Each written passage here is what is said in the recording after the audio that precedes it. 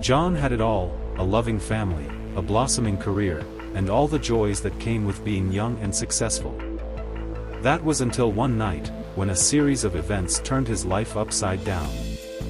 It was a normal Friday night when John received a call that his close friend was in an accident after hitting a pedestrian. The police had already arrived at the scene, but the driver had fled.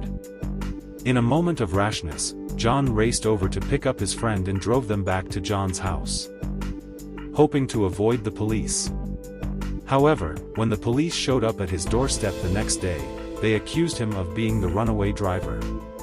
John was completely shocked at the accusations. He had been nowhere near the scene of the accident, and he had no idea what to say or do. Unfortunately, the circumstantial evidence pointed towards him. He was eventually arrested and charged with a hit-and-run offense. The trial was a difficult ordeal for John. He had to juggle his professional and personal life alongside fighting for his innocence.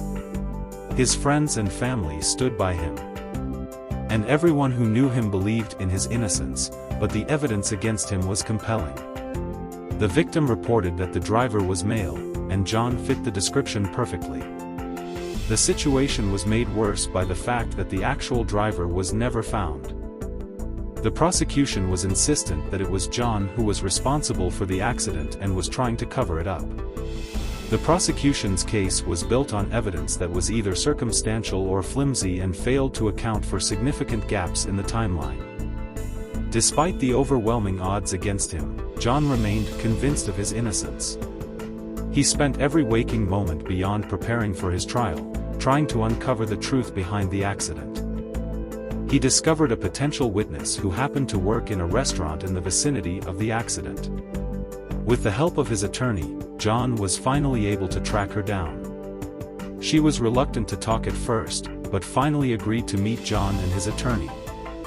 What she revealed was the key to John's freedom. The witness testified that she had seen a woman driving the car, not a man as the victim had claimed. The evidence was enough to prove John's innocence beyond reasonable doubt. The case was thrown out, and the charges against him were dropped. Although he was relieved and elated, the experience had taken a toll on John's life. He lost his job, had to find a new home, and had to deal with the harsh reality of the public's perception of him. In the end, though, John didn't let the experience break him. Instead, he used it as a learning opportunity. He became an advocate for criminal justice reform, firmly believing that no one deserves to go through what he did. In his capacity as an activist, he continued to dedicate his time to fight for the wrongly accused, and spoke up against injustices in the legal system.